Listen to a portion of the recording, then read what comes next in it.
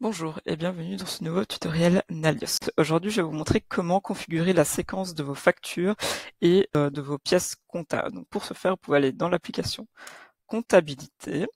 En premier lieu, vous pouvez donc configurer le préfixe de votre séquence. Donc pour ce faire, vous pouvez aller dans les journaux. Moi, je vais configurer les séquences de mes factures du journal vente. Et ici, vous avez donc un préfixe que vous pouvez donc personnaliser. Donc, par exemple, moi ici, je vais changer, je vais mettre INV comme ceci. Hop, et donc Odoo va se baser sur ce préfixe pour débuter ma séquence. Donc, je vais aller dans mes factures clients, je vais cliquer sur Nouveau. Hop, et donc vous avez plusieurs possibilités. Donc ici, vous avez la séquence qui est générée par défaut par Odoo.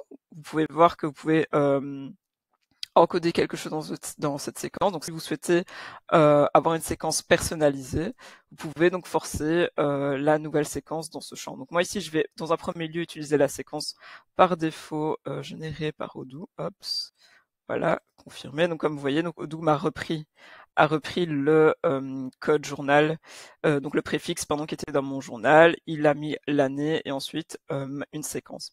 Donc Odoo est capable de reconnaître l'année qui est indiquée dans la séquence. Donc le jour où je vais mettre une date de facturation en 2026, je vais pouvoir reconfigurer cette séquence si je le souhaite. Mais je vais également vous montrer comment vous pouvez forcer une nouvelle séquence. Donc je vais remettre ceci en brouillon pour la supprimer. Hop, voilà. Donc imaginons ici je recrée une nouvelle facture.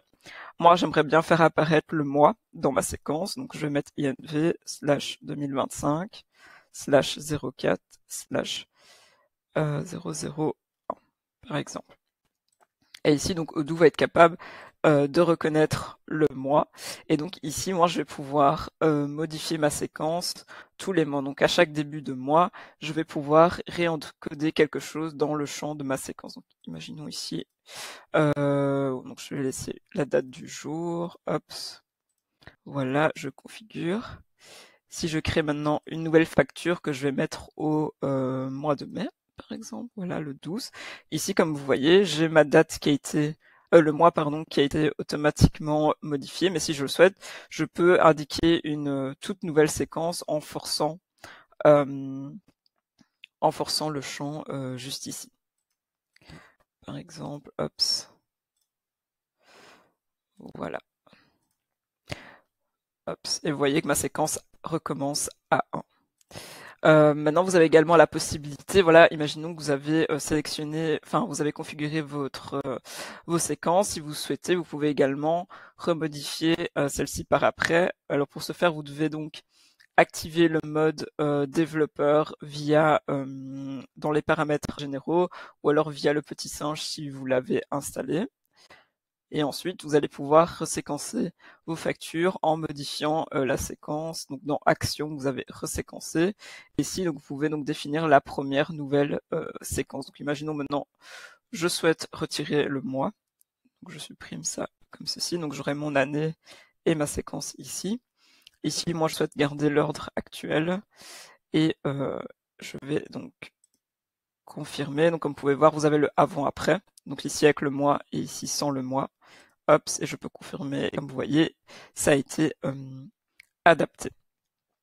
Maintenant, si vous avez, par exemple, si vous êtes sur, vous avez une année fiscale sur 2 années et que vous souhaitez faire apparaître les 2 années dans votre séquence. Donc, par exemple, vous souhaitez avoir une séquence qui est INV slash par exemple 2024-2025 /001, vous pouvez le faire, mais pour ce faire, vous devez configurer vos années fiscales. Donc je vais vous montrer comment. Pour ce faire, vous allez pouvoir aller dans l'application, dans les paramètres de l'application comptabilité pour définir vos périodes fiscales. Donc il suffit de descendre en bas et vous allez avoir une section période fiscale. En premier lieu, vous allez définir le dernier jour de votre exercice fiscal. Donc ici, moi, dans mon exemple, c'est le 30 septembre. Et ensuite, vous allez pouvoir définir les années fiscales. Donc, dans exercices fiscaux, je vais créer une nouvelle année fiscale qui est à cheval sur 2024 et 2025. Donc, je vais mettre année 2024, 2025. Je vais avoir ma date de début qui est au 1er octobre 2024 et ma date de fin qui est au 30 septembre. Donc ici, moi, j'ai une année sur un an, mais si vous avez une année qui est plus longue qu'un an, vous pouvez donc définir ça dans la date de début et de fin.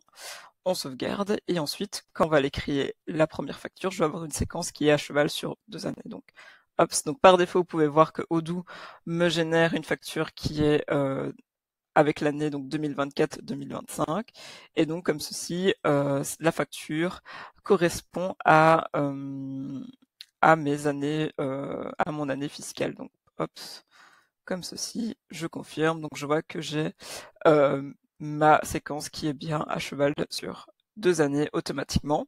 Et donc, il faudra bien configurer chaque année votre nouvelle année fiscale pour que ceci évolue. Donc, pour que à partir, par exemple, dans mon cas, à partir du 2 octobre 2025, j'aurai une séquence qui est 2025-2026. Et donc, pour ce faire, il suffira d'ajouter une nouvelle année fiscale ici en cliquant sur nouveau et en configurant votre année fiscale pour 2025, 2026. Hops. Donc je vais faire à partir de octobre 2025 jusque septembre 2026. Hops, voilà. Et si je crée donc une facture, hops, pour donc on va mettre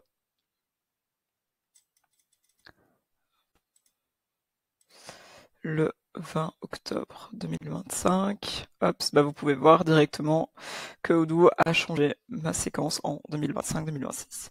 Voilà, j'espère que cette vidéo vous aura été utile. N'hésitez pas à nous laisser des commentaires. À bientôt.